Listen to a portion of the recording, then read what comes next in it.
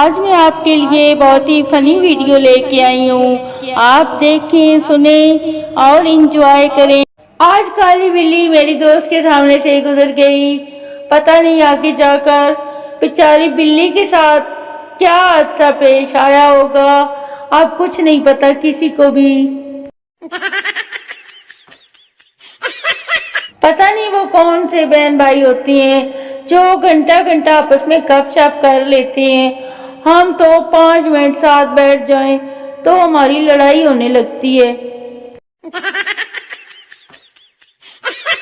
کاش کوئی مجھ سے بھی ایڈریس پوچھے تو میں بھی کہوں مٹی دے ٹبے دے سجے پاسے ٹوبے دے نالو نال وے. زندگی میں جب آپ کو کوئی راستہ دکھائی نہ دے، کوئی منزل دکھائی نہ دے، کوئی اپنا دکھائی نہ دے تو میرے پاس آ جانا. میں آپ کو آنکھوں والے ڈاکٹر کے پاس لے جاؤں گی، ٹھیک ہے نا؟ اگر آپ کو دوستوں سے اکثر یہ سننے کو ملتا ہے کہ چھوڑ بھی دو بچوں والی حرکتیں، اب تو بڑی ہو جاؤ، تو یقین کریں آپ ایک انتہائی انٹرٹیننگ شخصیت ہیں. ایسی حرکتیں جاری رکھیں.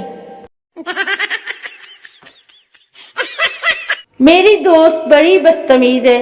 ایک بار جب میں نے کہہ دیا کہ اچھا یار 5 منٹ میں کال کرتی ہوں تو آدھے گھنٹے بعد میسج بھیج کے یاد کروانے کی بھلا کیا ضرورت ہے.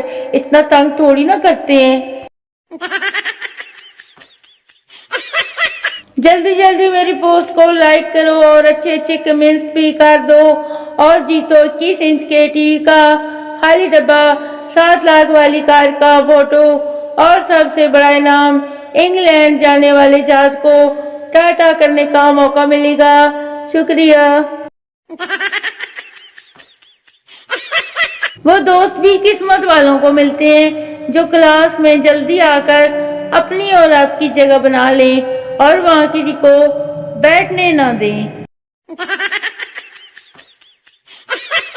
وہ پوچھنا یہ تھا کہ وہ کون سے سوالات ہیں جن کے بارے میں شاعر نے کہا ہے اس نے شرما کے میرے سوالات پر ایسی گردن جھکائی کہ مزہ آ گیا. بیسٹ فرینڈ جہاں رونا ہو وہاں ہنسی نہیں رکتی، جہاں ہنسنا ہوتا ہے وہاں تو ہم انی مچا دیتے ہیں.